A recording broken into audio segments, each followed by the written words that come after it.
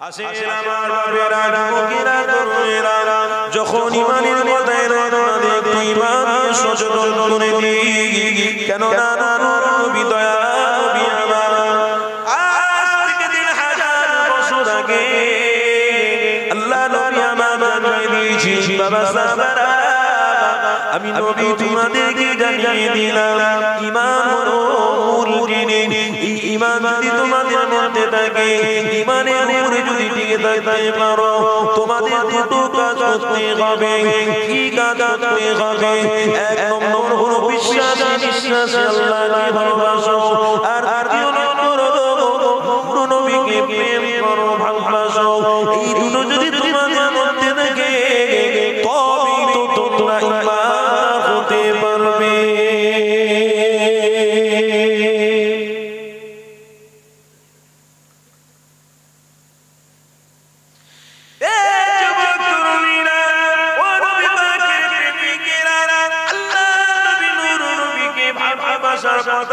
আমি আপনাদেরকে শোনাই, তাহলে অনেকে বলবেন আমরা নবীকে অনেক ভালোবাসি, প্রেম করি, মুহাব্বত করি।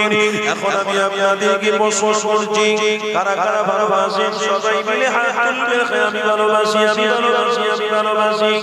এই যুবক তরুণীরা, এই ভালোবাসার কথা তো সবাই মিলে বলবেন, কিন্তু একটা কথা জানিয়ে দিই, এই ভালোবাসাটা প্রতিষ্ঠিত কারা কারা রাখবে, এর জন্য আপনারা হাতটা তুলে দেখান। কেউ তুলবেন না, সংখ্যায় কম হবে, কেননা ভালোবাসা সহজ। আর ভালোবেসে ওই কাজটাকে প্রতিষ্ঠিত করা, এটা তোমার আমার জন্য বড় কঠিন। বাবেরা, এটাই ঈমানদার বলা হয়। ভালোবাসলে হবে না, আপনাকে আমাকে করে দেখাতে হবে। তাই তো নবী আমাদের 1000 বছর আগে আমাদের বলেছিলেন, বাবা সাহাবারা শেখেরা, আমি নবী তোমাদেরকে জানিয়ে দিলাম, যদি তোমরা ঈমানটা মজবুত করে ধরে রাখতে পারো, তাহলে তোমাদেরকে রব খুশি হবে, রাজি হয়ে যাবে। তোমাদের প্রতি আল্লাহর রহমত সর্বদা আসতে থাকবে। আল্লাহ নবী বলতে লাগলেন, এ সাহাবারা, ঈমান মানে হলো বিশ্বাস আল্লাহর উপরে রাখো, আর মুহাম্মদ রাসূলুল্লাহকে তোমরা ভালোবাসো। নবী আমার যখন বললেন, সাহাবারা এক বাক্যে বলছেন, ইয়া রাসূলুল্লাহ, হাবিবাল্লাহ, হুজুর নিঃশ্বাসে রবকে ভালোবেসেই ফেলেছি, অঙ্গীকার হয়েছি, আর রবকে ছাড়বো না। মুহাম্মদ রাসূলুল্লাহকে জানের থেকে বেশি ভালোবেসে ফেলেছি। আর কি গো বাবারা, কষ্ট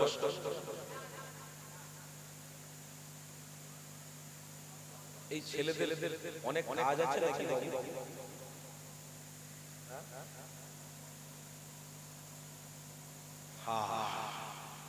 এই জন্য মুসলমান বিপদের মধ্যে আছে। যে ব্যক্তি ঈমানি মাহফিল পেল, তার মর্যাদা করতে পারলো না, মর্যাদা রাখতে পারলো না, বা ইজ্জত করতে পারলো না, তার প্রতি আল্লাহ খুশি হবে না নারাজ হবে? কি গো বলুন? কোন বাচ্চা ছেলে যদি মাকে গালি দেয়, বাপকে গালি দেয়, কি গো সেই বাপ বাচ্চাকে মারবে না ছেড়ে দেবে?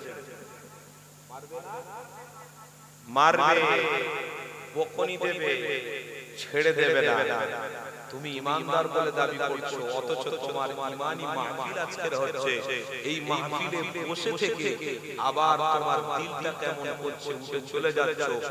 শুনে রাখো, এই মাহফিলকে অপমান তুমি করলে না, আমার রব তার রাসূলকে তুমি অপমান। আর যারা মাহফিলে আসলো না, তারাও আজকের দিনে শুনে রাখো, আমার রব আর রাসূলকে আপনারা ছোট করলেন, অপমান করলেন। কেন? যে রব জান দিয়েছে, যে রব সুস্থ রেখেছে, যে রব মুহাম্মদ রাসূলকে আমার কপালে জুটিয়েছে, সেই রবের শুকরিয়া আদায়ের জন্য যদি ঈমানি মাহফিলে না আসতে পারি, তাহলে আমরা কেমন করে আল্লাহ তার রাসূলকে ভালোবাসি? বলুন আপনারা, কেমন করে ভালোবাসি? বাড়িতে বাড়িতে বসে থেকে ভালোবাসা যায় না, ভালোবাসতে গেলে ফিল্ডে নামতে হয়, কাজ করতে হয়, মহব্বত কাজ করতে হয়, তবেই প্রেমিক বুঝতে পারে যে না প্রেম আমার সঙ্গে করেছে এটা মিথ্যা না, এটা সত্য। রবের সঙ্গে যারা প্রেম করে তারা ঈমানি মাহফিলে এসে বসলেই রব বলবে সত্য প্রেম করে ফেলেছে। কি গো কথা বুঝছেন নাকি? কোন জায়গায় কষ্ট হচ্ছে না তো? কি গো বাবা চুপ করে আছো, অসুবিধা হচ্ছে? বাড়িতে অনেক মানুষ আছে, আসো আজকে দিনে বাড়িটা ছাড়ো, চলে এসো ঈমানি মাহফিলে। মুসলমান ঘরে ছেলেমেয়েরা নওজওয়ানেরা ও নবী পাকের প্রেমিকেরা আসেন একটু আলোচনা থেকে ফিরে যায়। কেননা এই মাসটা বড় গুরুত্বপূর্ণ মাস, রবিউল আউয়াল মাস। এই মাসে নবী পাক পৃথিবীর জমিনে এসেছিলেন। এই মাসে নবী আমার তোমার আমার জন্য মানবতা সঠিক পথ নিয়ে এসেছিলেন। তোমার আমার জন্য কষ্ট করেছে, তোমার আমার জন্য ঈমানের দাওয়াত নিয়ে তোমাকে আমাকে জান্নাতি বানানোর জন্য কষ্ট করেছিল। ওই নবীকে ভুলতে হবে না। ওই নবীর আগমনের মাসে বান্দারা সবাই মিলে বসে শুরু করছে, আল্লাহ কত খুশি হয়ে যায়। এই যুবক শুনে রেখে নাও, আমার বলতে লাগে ওরে আমার বান্দা বান্দীরা, যখন আমার নবীর উপরে দরুদ পড়তে থাকো তখন আমি এই দুনিয়া জমিনে যে বাজারা পড়তে থাকে তাদের ঘরে আমি আল্লাহ মাফ করে থাকি।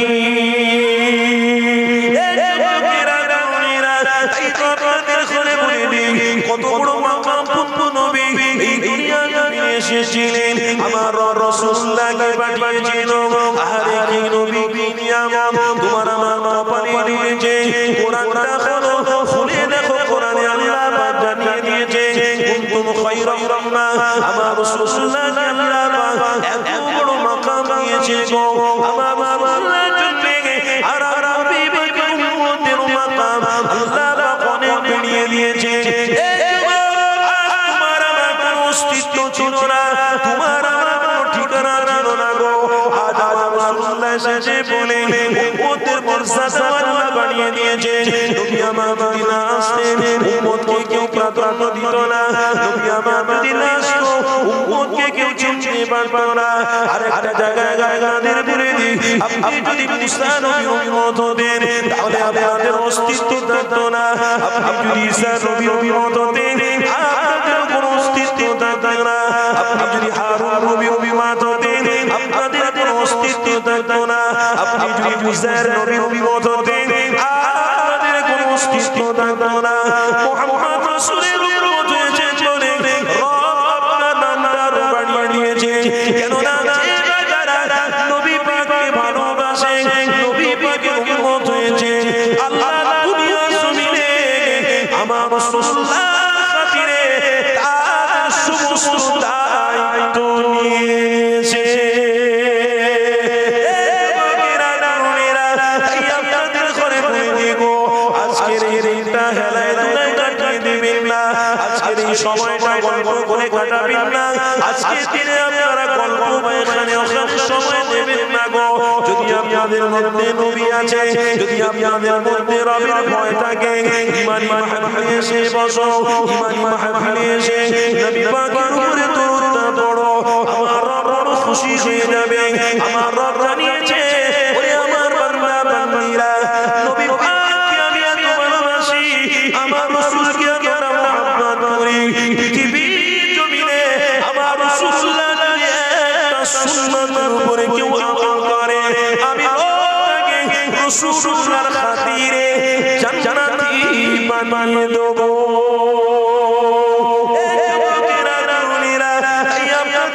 বলে নিয়ে যায় ওই নবীকে ভুলে যাবেন না, ওই নবীকে ছেড়ে দেবেন না, ওই নবীর কথা শুনতে হবে, ওই নবীর আখলাক চরিত্র নিয়ে চলতে হবে, ওই নবীর কথাবার্তার উপরে আপনাকে ইয়াকিন রাখতে হবে, ওই নবীর কথাবার্তার উপরে বিশ্বাস করতে হবে। ওই নবী নাজাতের শিরোনামে পৌঁছাতে পারবে। দায় নাজাত পাবেন না গো। এই যুবক শুনে রেখে দেন,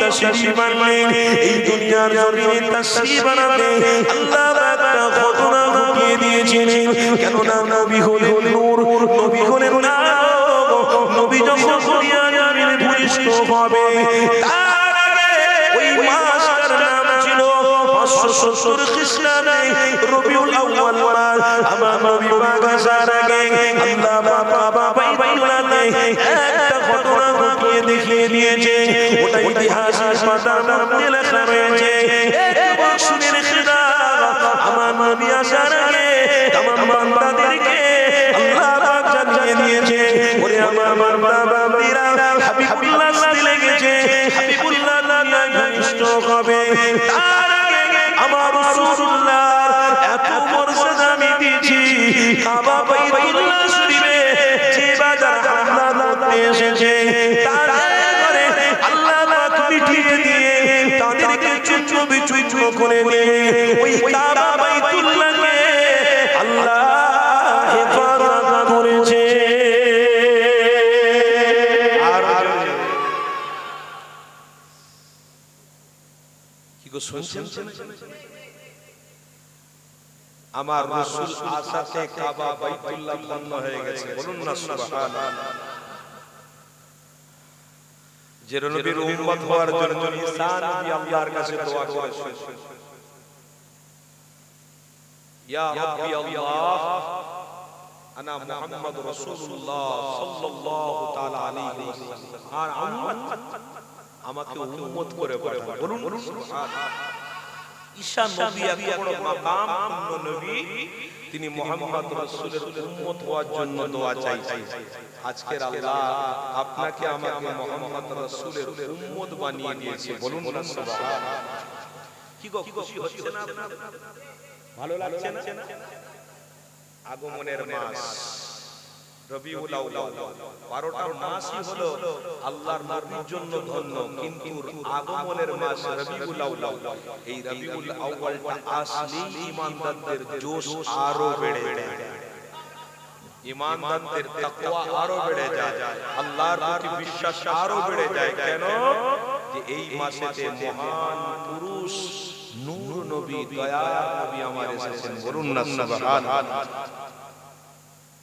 আর সেই মাসে আমার নবী পাক আগমন হয়েছে অন্ধকার সব মুছে আলোয় ভরে গেল উম্মতরা মর্যাদা পেল অথচ উম্মত কিন্তু মুহাম্মদ রাসূলকে ছেড়ে দিল ভুলে গেল তাই হচ্ছে তো দিনে দিনে সময় সময়ে রবিউল আউয়াল আসছে আর উম্মতরা একটা জলসা কায়েম করে দিয়ে বসে তাবারুক নিয়ে বাড়িতে চলে যাচ্ছে তারপরে মুহাম্মদ রাসূলুল্লাহর সুন্নাতগুলো যে আদায় করতে হবে এর প্রতি আর কোনো ইয়াকিন নেই এর প্রতি আর কোনো ভরসা নেই এর প্রতি আর কোনো আক্ষেপ নেই এর প্রতি আর কোনো ভক্তি নেই সব ত্যাগ করে দিয়ে আবার একটা বছর পরে যখন রবিউল আউয়াল আসছে আবার উম্মতরা সব মিলে মিশে বসে বসে নবী নবী নবী নবী করছে না নবী তো 23টা বছর ধরে কষ্ট করেছে আপনার জিন্দেগিতে যদি 70টা বছর থাকে আল্লাহ হায়াত দেয় ওই 70টা বছরই আপনাকে নবী নবী নবী নবী করা উচিত কথা ঠিক না কি গো ঠিক বলছি না ভুল বলছি 70টা বছর যদি আল্লাহ হায়াত দেয় তার মধ্যে বালেগ হওয়া 12 বছর এই 12টা বছর বাদ দিয়ে আপনার জীবনে 65 বছর আপনার 68 বছর আপনাকে আল্লাহ আল্লাহ নবী নবী নবী নবী করতে হতো কিন্তু বছরে একবার নবী দিবস হলো বসলাম আল্লাহু আকবার নারে তাকবীর আল্লাহু আকবার তারপরে উঠে চলে গেলাম যেমন ছিলাম তেমন এতে কিন্তু নাজাত পাওয়া যাবে কথা বুঝছেন তবে পবিত্র কোরআনে আছে বান্দা তুমি যদি ইয়াকিনবাদ হও ইয়াকিন রাখো আপনার ইন্না মিন ইদ্দাতি শিহরা আল্লাহ রাব্বুল আলামিন পবিত্র কোরআনে বলেছে বান্দারে তোমার জান আর তোমার মালটা আমি রব আমার কাছে সুপে দাও তার বিনিময়ে তোমাদের জন্য আমি আল্লাহ জান্নাত দিয়ে দেব জোরে বলুন সুবহানাল্লাহ এটা করেছেন পয়সা দিয়েছি বলে জলসায় আর জলসায় আসবো না, এটা না। মসজিদে টাকা দিয়েছি বলে, দান করেছি বলে নামাজ পড়তে কেন যাব, এটা আমার করা সম্ভব না। দান করে দিয়েছি, হয়ে গেছে, ওতেই তো পার হয়ে যাবে, ওতেই তো আমাদের সব। কি বলছেন? ওতে শেষ, কাফারা আদায় হয়ে গেছে, আর নামাজ পড়ে কি হবে? জলসা দান করেছে, ওতেই সব শেষ, মাহফিলে শেষ। অত সোজা বুঝেছো? যখন আপনি হাটে গিয়ে বসছেন, আপনার ইয়াকিন আছে যে এই বাজারে বসছি মানে আমার বেচা কেনা হবে, আর বেচা কেনা হলেই আমার পয়সা আসবে। কথা বুঝছেন? বাড়িতে বসে বসে বসে স্বপ্ন দেখেন যে বাজারে বসে আছে, বিক্রি হচ্ছে, ওটা কি আসল স্বপ্ন? কি গো বলেন না? তাহলে প্রকৃতভাবে স্বপ্নটাকে বাস্তবায়ন করতে গেলে ইমানি মাহফিলে আসা, জান দিতে হবে, মাল মানে টাকাও লাগবে, সব দিলে তবেই রবকে খুশি করবে। বাপেরা নবীরা ও নবী পাকের প্রেমিকেরা, আসো একটুখানি আলোচনার দিকে যান। কেন না যে আলোচনা করছিলাম, মক্কা শরীফে যখন দুশমনরা গ্রাউন্ড করলো, ধরে ফেললো, ওই মক্কাটাকে ভেঙে দেবে, শেষ করে দেবে, মিটিয়ে দেবে। মক্কা কাবা শরীফ, ওই কাবা বাইতুল্লাহকে শহীদ করে দেবে। এই ক্ষমতা নিয়ে যখন বাদশার দরবারের সবাই মিলে এসে আগিয়ে যায়, আর মক্কা শরীফে ধ্বংস করার জন্য পরিকল্পনা নিতে লেগেছে। ওই মাসে যে মুহাম্মদ রাসূলুল্লাহ সাবে আমার রব বলতে লেগেছে, ওই বান্দাগুলোকে আমি আল্লাহ বানিয়েছি, ওই বান্দাকে আমি খাবার, বান্দাকে আমি পড়াই, বান্দা সব কিছু আমি আল্লাহ দিয়েছি। অথচ বাইতুল্লাহ শরীফ আমার, এই বাইতুল্লাহকে তারা ভেঙে ফেলবে, আমি রব এটা সহ্য করব না। আমার উপরে কেউ কলম চালাবে, আমার উপরে কেউ দালালি করবে, এটা আমি কোনোদিন মেনে নিতে পারবো না। তাই তো আমার রব দেখিয়ে দিয়েছে, একদিকে নবীর আগমন, আর একদিকে দুনিয়ার মানুষের কাছে একটা মেসেজ আল্লাহ দিয়েছে। দেখো দেখো, এই কাবা বাইতুল্লাহকে যারা ভাঙতে এসেছে, তাদের ব্যবস্থা তো হয়েছে, কিন্তু মুহাম্মদ রাসূলুল্লাহর বিরোধী যারা করবে, তাদের ব্যবস্থাও জাহান্নাম হবে।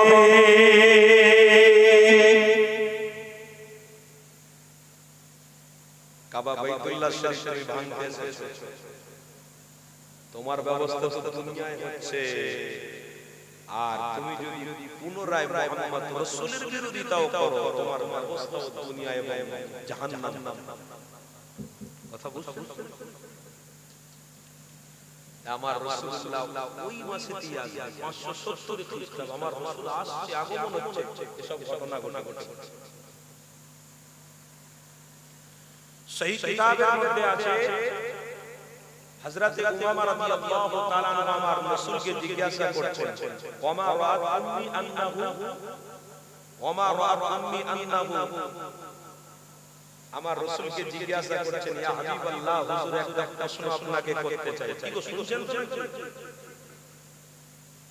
হুজুর আমার বলছেন, বাবা বলো। হুজুর বিয়াবি নেবেন না, আপনি আসার পূর্বাভাসটা কেমন? আপনি যে দুনিয়ার জমিনে আসছেন,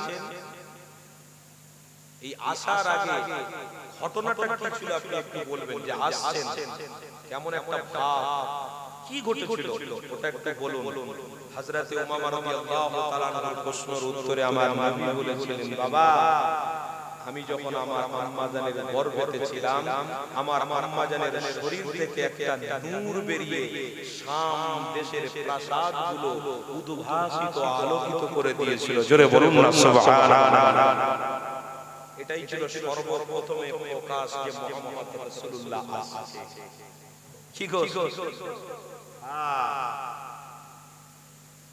আল্লাহ নবী বললেন, বাবা ওই নূরটা ছিল মুহাম্মদুর রাসূলুল্লাহ। আমার রাসূলের আম্মা জানের শরীর থেকে নূর গিয়ে শাম দেশের প্রাসাদ উদ্ভাসিত শুরু করেনি, এই শাম দেশটা বোঝানো হয়েছে, তার মানে तमाम দুনিয়াটা অন্ধকারে আচ্ছন্ন হয়েছিল। নবী আসছে, অন্ধকার দূরে সরে গিয়ে আল্লাহ নবীর আশাতে দুনিয়াটা আলোয় ভরে যেতে লেগেছে। ওগো নবীর প্রেমিকরা শোনো, তাই আজকে শুধু নবী নবী নবী নবী করছো, শুনে রাখো আমার রাসূলের মাকাম আল্লাহ কত দিয়েছে। তাই নবীর আশিক তারা যারা সাহাবারা 10 বছর, কেউ 13 বছর, কেউ 14 বছর, কেউ 20 বছর ধরে আমার রাসূলুল্লাহর সাথে সম্পর্ক রেখেছে, তাদেরকে হাকিকতে নবীর প্রেমিক বলা হয়। আজ আছে আল্লাহর নবীকে ভালোবাসে, আল্লাহর নবীকে যারা প্রেম করে, তারা কোনো না কোনো জঞ্জলে বসে বসে আল্লাহ তার রাসূলকে ভালোবেসে ডাকছে। আল্লাহ তার ওসিলাতে মনে হয় দুনিয়ার মানুষকে ঠিক রেখেছে। কেন? আল্লাহ বলেছে যেখানে নবীর নাম থাকে সেখানে আমার রহমতের দরওয়াজা খোলা থাকে। যেখানে আমার নবীর নাম থাকবে না সেখানে রহমতের দরওয়াজা খুলে রাখতে পারি। আমার বাপেরা বুঝছেন, রহমত পেতে গেলে রাসূলকে ধরতে হবে। কেন? হাদিসের মধ্যে আছে একদিকে রব আর একদিকে নবী, মিডিলে থাকবে কারা? আল্লাহর বান্দা নবীর উম্মতরা। একদিকে আল্লাহ রহমান, আরেকদিকে মুহাম্মাদুর রাসূলুল্লাহ, ইনি রহমত। তাহলে রব আর রাসূল এর মাঝখানে উম্মত যদি থাকে অবশ্যই তারা জান্নাতি হয়ে যাবে। তাই আজকের দিনে আপনাদেরকে সাবধান হতে হবে, সতর্ক হতে হবে কোন নবীকে পেয়েছি। বাবেরা নতুনেরা আসেন আমার নবী পাকের আলোচনা করতে গিয়ে একটা কথা মনে পড়ে যায়। এই যুবক তরুণীরা ও নবী পাকের প্রেমিকেরা, সহিহ বুখারী শরীফের কিতাবে হয়েছে গো, নূর নবী আমার যখন দুনিয়া জমিনে ভূমিষ্ঠ হবে, ওই সময়তে আম্মা জান দুনিয়া জমিনে ভূমিষ্ঠ করে দিল। আমার নবী পাক দুনিয়া জমিনে এসেছে, আম্মা জান রাসূলুল্লাহর দিকে তাকিয়ে রয়েছে। ওই কচি বাচ্চাটা যখন দুনিয়া জমিনে ভূমিষ্ঠ হয়েছে, সাধারণত বাচ্চারা এমন করে তারা কেঁদে ওঠে। আমার নবী পাক কাঁদেন না। আমার রাসূল জন্মের সাথে সাথে আম্মা আমিনা বলতে লেগেছে, মুহাম্মদ রাসূলুল্লাহ যেমন সিজদা করে ওই রকম তিনি সিজদা রয়েছে, আর মাঝে মাঝে মাথা তোলে, মাঝে মাঝে সিজদায় রয়। এই যুবক তরুণীরা, এর থেকে বোঝা যায় আমার আল্লাহ পাক রাসূলকে পাঠিয়ে এই শিক্ষা দিতে লেগেছে। যারা রাসূলকে ভালোবাসে তারা রবকে সিজদা দেবে, তারা রবের পক্ষে থাকবে। অবশ্যই আমি আল্লাহ তাদেরকে মুহাম্মদ রাসূলুল্লাহর সাথে জান্নাতি বানিয়ে দেব। এই যুবকেরা তরুণীরা এমন করে আমার রাসূলুল্লাহ আস্তে আস্তে করে বড় হতে লাগলো। তবে আমি একটা কথা আপনাদের বলে দিই, এই যুবকেরা তরুণীরা আমিনা দুধ পান আমার রাসূলুল্লাহ করেছিলেন, দ্বিতীয় দুধ পান করেছিলেন আম্মা হালিমা, দুধ পান করেছিলেন তৃতীয় নম্বরে কাকা দুধ পান করেছিলেন। আরেকজনের নাম কিতাবের মধ্যে রয়েছে, তিনি ঘুরে ঘুরে সুহাইবা। এই তিনজনের মধ্যে আমার রাসূলুল্লাহ পান করেছিলেন। এই যুবক শুনে গেল আল্লাহ নবী নূর নবী যখন ভূমিষ্ঠ হয়ে গেল, এই খুশির খবরটা এমন করে সুহাইবা যখন আবু লাহাবের কাছে পৌঁছে গেল, এই সুহাইবা মেয়েটাকে আবু লাহাবের কাছে ছিল না জানত। এই সুহাইবা যখন খবরটা নিয়ে আবু লাহাব রাসূলুল্লাহর চাচা ওই আবু লাহাবের কাছে যখন পৌঁছে দিয়েছিল, আবু লাহাব খুশিতে শাহাদাত আগুন দিয়ে তাকে মুক্তি করে দিল। আমার ঘরেতে ফিরে এসেছে, আমি তোমাকে খুশিতে মুক্তিতে আমি তোমাকে আশা করে দিলাম, যাও সুহাইবা তুমি আমার কাছে থাকবে না, আর তুমি আমার ঘরে আবদ্ধ থাকবে না। এখন তোমার যা যা ইচ্ছা তুমি তাই করো, আমি তোমাকে আর রাখতে পারবো না। এই যুবকেরা তরুণীরা ওই সুহাইবা খুশিতে চলে গেল, আবু লাহাব খুশি হয়েছিল। তবে শুনে রেখে দেন, সেই বুখারী কিতাবে রয়েছে নূর নবী দয়া নবীর দিকে বড় হতে লেগেছে। আল্লাহ নবী আমার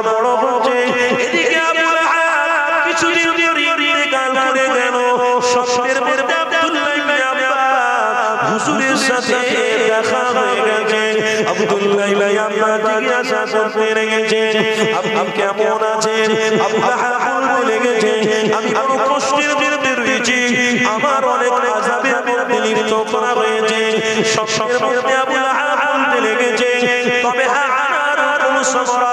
আমি রাসূলকে ভালোবাসি আমি রাসূলকে দুনিয়ায় মহব্বত করার সুযোগ পেয়েছি কিন্তু বাসিনি তবে হ্যাঁ জানি না সংবাদটা যখন আসে আমার এই শাহাদাত আঙ্গুল দিয়ে আল্লাহ পানি আমাকে পান করা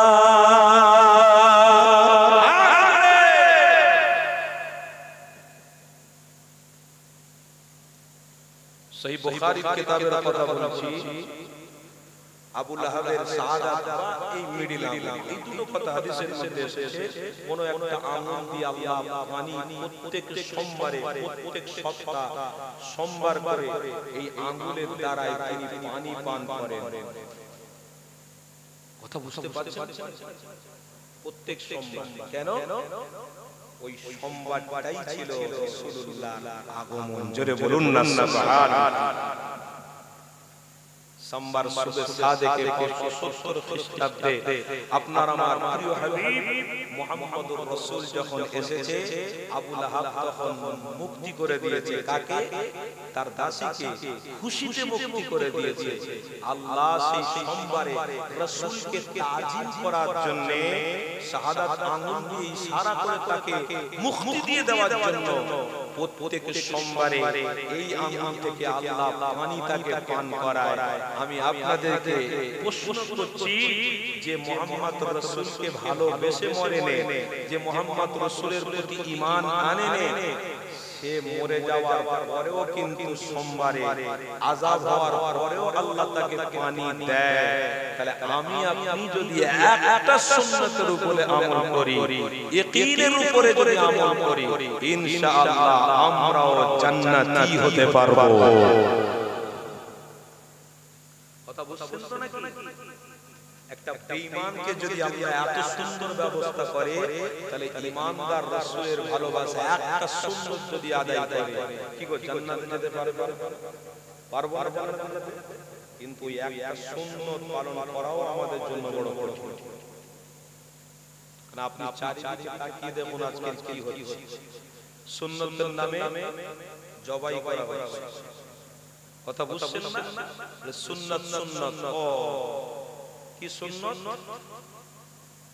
মানুষ রাস্তা দিয়ে হাঁটছে কোথায় হারাম জিনিস পাওয়া যায় সেটা খাচ্ছে সুন্নাত হয়ে যাচ্ছে না সুন্নাত সুন্নাত শুরু করে চিল্লালে হবে না সুন্নাতটা পালন করতে হবে সুন্নাত নবী সুন্নাত হলো সর্বপ্রথমে মানুষের সঙ্গে সদ্ব্যবহার আপনি বিপদে পড়েছেন বলে আরেক ভাই কাছে ধার চাইছেন যে টাকা কিছু দাও সে তখন সুযোগ পেয়ে বলছে যদি আমাকে 1 লাখ টাকা দিতে হয় তো 10,000 টাকা সুদ দিতে হবে পারবে এরা নবীকে ভালোবাসে নবীকে প্রেম করে ভাই সুযোগ পেয়ে গেছে আরেক ভাইকে ধার দেবো 1 লাখ 10,000 টাকা আমাকে সুদ দিতে হবে আপনারা বলুন সুদ দেওয়া যাবে কথা বলুন না দেওয়া যাবে আর যদি আপনি ছোট ব্যবসা খুলেছেন ওই ব্যবসা বড় করার জন্য স্বপ্ন দেখতে শুরু করেছেন ওই ব্যবসাটা রাতারাতি কি করে বড় করা যায় অনেক শয়তানরা প্রসেস দেখছে কি এটা করো ওটা করো ওটা করো একজন এসে বলছে তুমি লোন নিয়ে নাও মাসে মাসে কিছু টাকা করে দিয়ে দেবে দেখবে তোমার দোকানটা রাতারাতি বড় হয়ে যাবে কি গো এরকম হয় না তাহলে ঈমানদারদের ওই রকম কাজ করা কি শুদ্ধ হবে কথা বলুন শুদ্ধ হবে জায়েজ হবে কোন দিনের জন্য নয় কেন আমার রাসূলুল্লাহর কাজ ছিল ঈমানকে বাঁচানোর জন্য সুদ মুক্ত সমাজ গঠন করা জোরে বলুন সুবহানাল্লাহ আমার রাসূল দাঁতকে শহীদ করেছে আমার নবী দাঁত মোবারককে শহীদ করতে পিছু বাহানে এই জন্য কেন সমাজের মধ্যে কোন সুদ খাওয়া বা কেউ সুদ দিয়ে আমার উম্মতের ঈমানটাকে যেন না লুটে নেয় আমার উম্মত না খেয়ে থাকবে আমার উম্মত না খেয়ে পেটে পাথর বেঁধে থাকবে তখন যদি আল্লাহ করে নবী করে আমার রব বলছে মুহাম্মদ রাসূলের সঙ্গে তাকে জান্নাতি বানিয়ে দেব পাওয়ার জন্য সুদ নিয়ে তুমি রাসূলুল্লাহর গলায় ছুরি চালালে, শরীয়তের গলায় ছুরি চালালে, কি করে তুমি সাকসেসফুল হবে? কি করে তুমি খবরদার কোনদিন হতে পারবে? আজকে সমাজে কি গো, অনেক মানুষ টাকা ধার দেয়, সে কি বলে দেয় যে আমার এটা হারাম টাকা? একজন ব্যবসা করতে বসেছে, সবার কাছে একটা মানুষ ঘুরে ঘুরে বলেছে দাম কত, দাম কত, দাম কত। একটা মানুষের কাছে এসে বলছে ভাই তোমার দাম কত? বলে সবাই যা বলেছে তার থেকে 3 টাকা কম। কি গো, মাল কার কাছ থেকে নেবে? যেখানে খানে সেখানে কথা বুঝছেন না? যেখানে কম পাবো সেখানে নেবো, যেখানে সস্তায় বস্তা ভর্তি করে নিয়ে যাবো। তো সে ঘুরে ঘুরে এসে দেখলো না যে ওর ভিতরে পচা রয়েছে, তারা যেটা বিক্রি করছে সলিড, ওর ভিতরে পচা রয়েছে। পচা বলেই তো দাম কম। দাম কম নিচ্ছে কেন? নিশ্চয়ই কোনো না কোনো কারণ আছে, তাই সে দাম কম নিচ্ছে। এটা বোঝার দরকার ছিল। তাহলে আপনাকে টাকা ধার দিচ্ছে কেন? নিশ্চয়ই কারণ আছে। কি তার পিছনে এটাই কারণ যে আমি টাকা ধার দেবো, তার বিনিময়ে সুদ নেব। কি গো, শুনছেন তো নাকি? সর্বপ্রথম আজকে এই মাজলিস থেকে আপনাদেরকে প্রতিজ্ঞাবদ্ধ হতে হবে, আমরা নবীর উম্মত, 1 নম্বরে সুদ খাবো না। বলুন ইনশাআল্লাহ, জোরে বলুন ইনশাআল্লাহ। তবে আমার রাসূলুল্লাহকে আপনি ভালোবাসেন। আমার রব বলেছে যে আমার রাসূলের একটা সুন্নাত আদায় করি। কটা কটা কটা কটা? একটা সুন্নাত আমল করে, একটা সুন্নাত যদি আমল করে, একটা সুন্নাত করে যদি চলে, ফুলসিরাতের রাস্তায় যদি সে পার হতেও যায়, যদি ওড়েও যাচ্ছে, ধরে রেখেছে, আল্লাহ তাকেও আবার তুলে ফুলসিরাতের রাস্তা পার করিয়ে দেবে। বলুন বলুন কি কারণে? রাসূলকে ভালোবাসা। একটা সুন্নাতের উপরে আমরা একটা সুন্নাত কোটায়, আর সব সুন্নাত জবাই। মাথায় টুপি থেকে নিয়ে, দাড়ি থেকে নিয়ে, লেভাস থেকে নিয়ে, সর্বশরীর ব্যবসা বাণিজ্য যা কিছু কি আছে সব কিছুতেই মুহাম্মদ রাসূলের বিরোধিতা হচ্ছে। খবরদার নয়, রাসূলের বিরোধিতা করা নাজায়েজ, নাজায়েজ, হারাম, হারাম। রাসূলুল্লাহ যেটা বলে গেছে সেটা জায়েজ, জায়েজ। আর রাসূলুল্লাহকে যারা মানলো না তারা বেদিন, বেদিন। আর রাসূলকে যারা মানলো তারা ফরজ আদায় করে আল্লাহর প্রিয় হয়ে গেল। বলুন সুবহানাল্লাহ। কষ্ট হচ্ছে আপনাদের? অসুবিধা হচ্ছে না তো? দরুদ শরীফ আল্লাহুম্মা সাল্লি আলা। মাশাআল্লাহ, পড়েন পড়েন, একটু আওয়াজ দিন।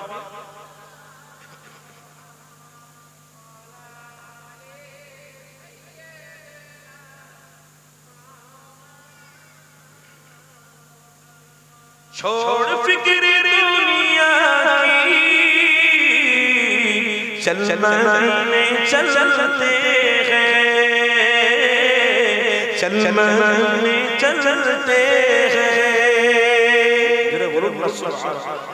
छोड़ फिक्र दुनिया की, चल मदीने चलते हैं, चल मदीने चलते हैं। मुस्तफा गुलामों की किस्मतें बदलते हैं, किस्मतें बदलते हैं। अल्लाहुम्मा सल्ली अला।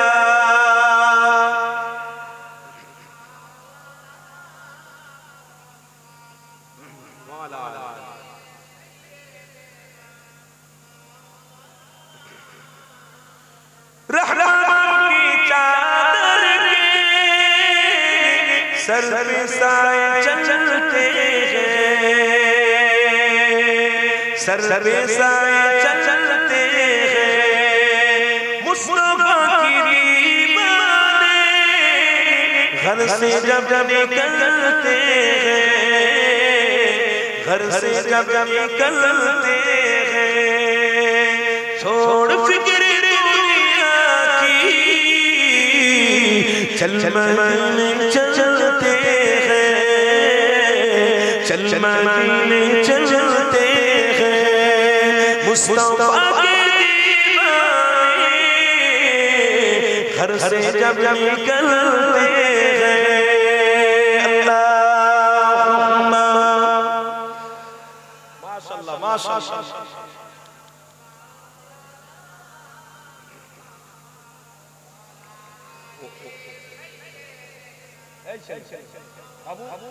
বসো বাবা, বসে বসে কুরকুরি খাচ্ছ, এদিকে নবীর মাহফিল হচ্ছে, তোমরা মজা নিচ্ছ।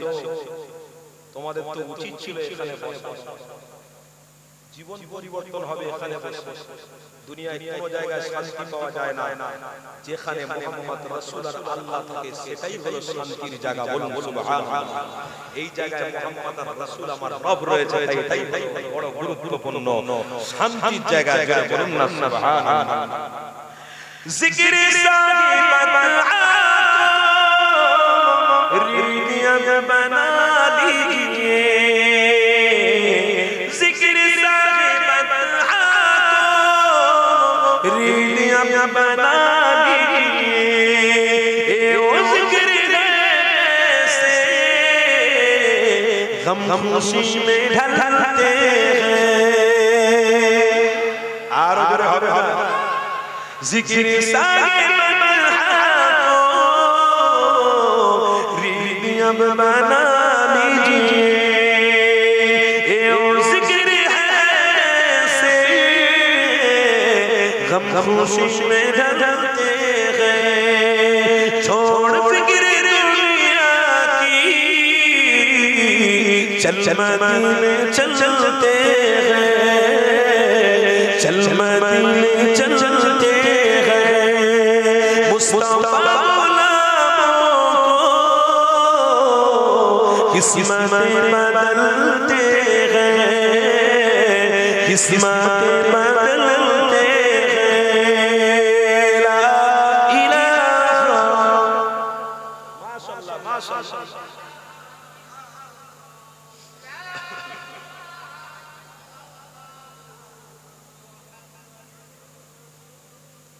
तकबीर दखी नारे तकबीर, नारे तकबीर। सिलसिला हक मुजद्दिद জামান দাদা পীরের ভক্ত মুরিদগণ, নবী পাকের আগমন শুভেচ্ছা স্বাগতম, নবী পাকের আগমন শুভেচ্ছা স্বাগতম। আরো জোরে জোরে লাগাতে হবে। মাশাআল্লাহ। এটাই বলে বাগের বড়।